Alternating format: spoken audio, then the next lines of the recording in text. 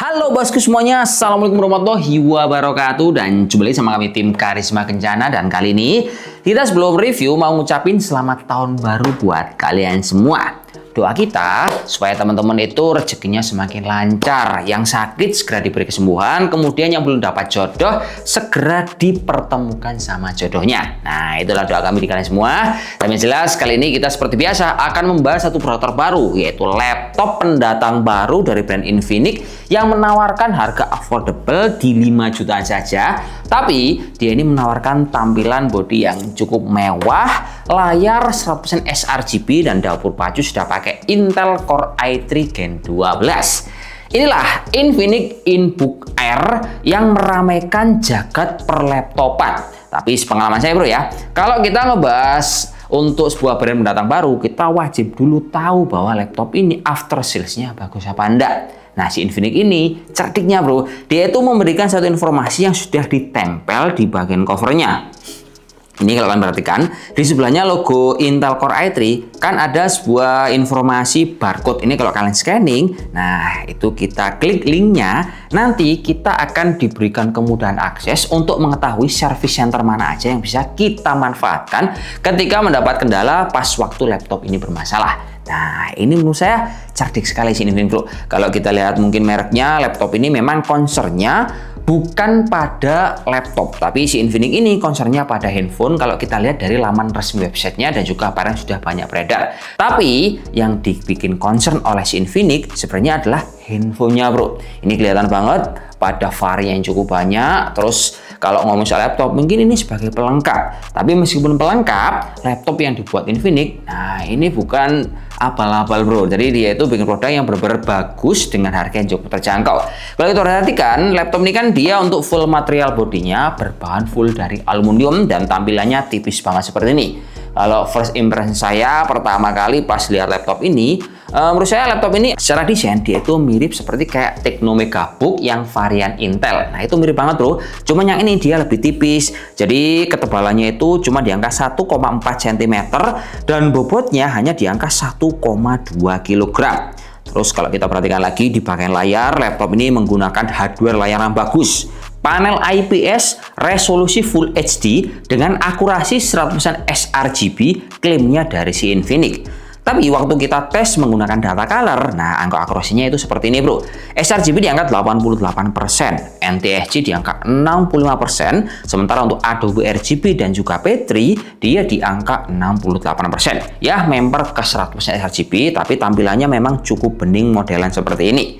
Selain itu di bagian sisi keyboard pas kita pakai feel ngetiknya menurut saya cukup nyaman, dilengkapi sama backlight warna putih dan juga dikasih touchpad yang cukup lebar dengan posisi pas di tengah-tengah seperti ini.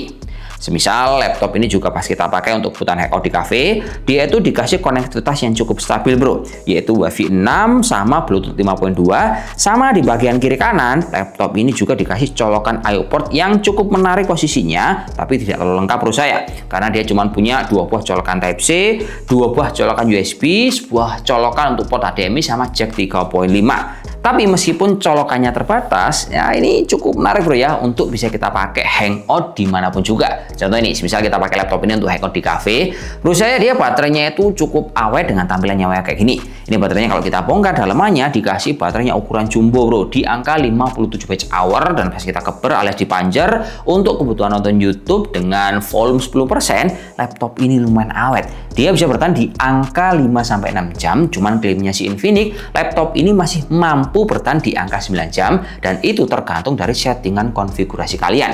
Saran saya kalau pas memang tidak bawa colokan, bisa setting di best power efficiency. Lanjut, laptop ini pas kita pakai juga bro ya, pas kita geber untuk kebutuhan yang berat-berat, entah itu untuk benchmark sintetis dan juga kebutuhan entertainment hingga untuk banyak multitasking atau render. Nah suhunya ini dia lumayan adem menurut saya, meskipun dia hanya memanfaatkan single fan doang.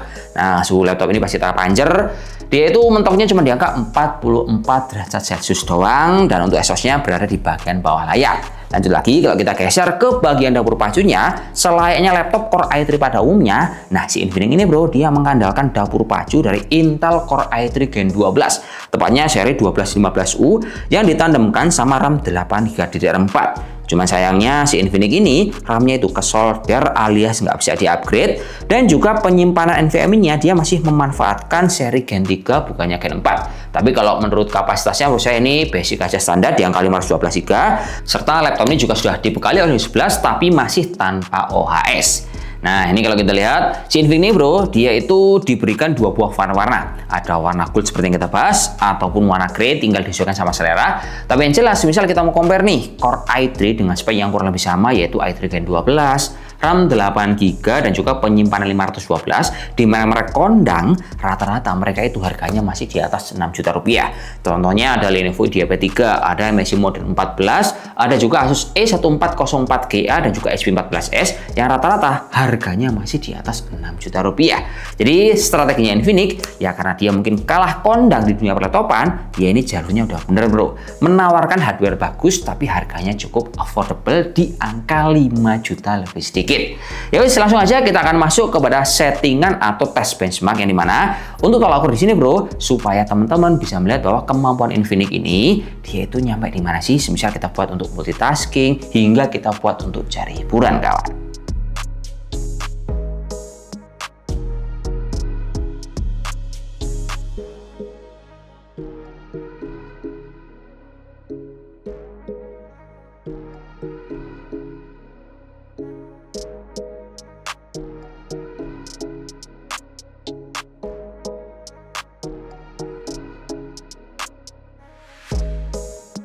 Nah, jadi kesimpulan simpelnya menurut saya kayak gini bro ya.